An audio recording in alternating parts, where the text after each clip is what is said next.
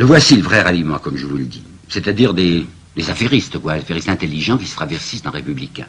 Et puis ce sont des libéraux. Alors là, il faut que je vous explique parce que ce mot libéral a eu dans l'histoire intérieure française, et je n'oublie pas que je prépare les origines de la guerre de 40, de la guerre de 14.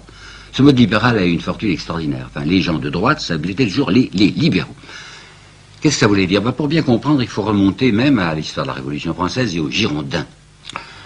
Les Girondins, c'était ceux qui, en face de Robespierre et des Montagnards, se proclamaient justement les amis passionnés de la liberté. Mais pour eux, il y avait une liberté qui était capitale, qui était première, qui était fondamentale. C'est ce qu'ils appelaient eux-mêmes la liberté économique.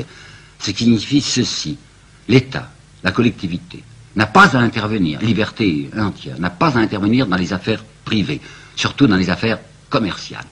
Ça s'était vu surtout en 91, oui, lorsque le ministre Girondin, Roland, s'était trouvé aux prises avec ce problème du maximum. Je prononce maximum comme il le prononçait à ce moment-là.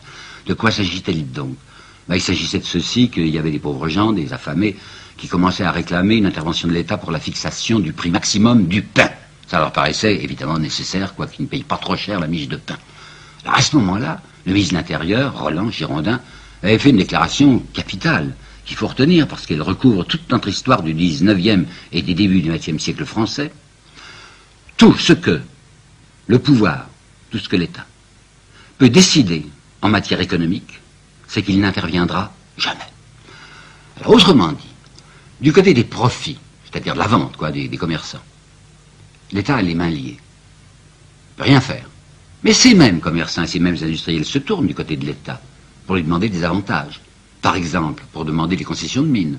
Par exemple, au XIXe siècle, pour demander des concessions de chemin de fer. Par exemple, pour demander des primes à l'exportation.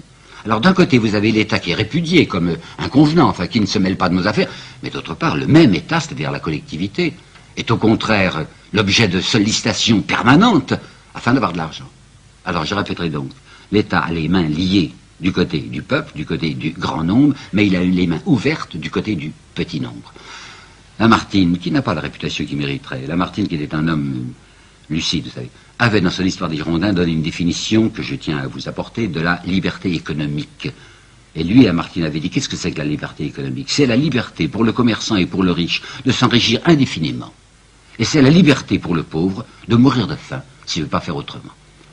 Eh bien, à partir de 1879, ce sont ces affairistes-là, ces libéraux-là, qui vont être au pouvoir en France, et ils vont l'être, vous savez, pour des décennies. Ce sont des gens qui sont costumés en républicains et qui ne pensent en réalité qu'à la protection des grands intérêts. Leur république, c'est la république des riches, dirigée par les riches et au bénéfice des riches.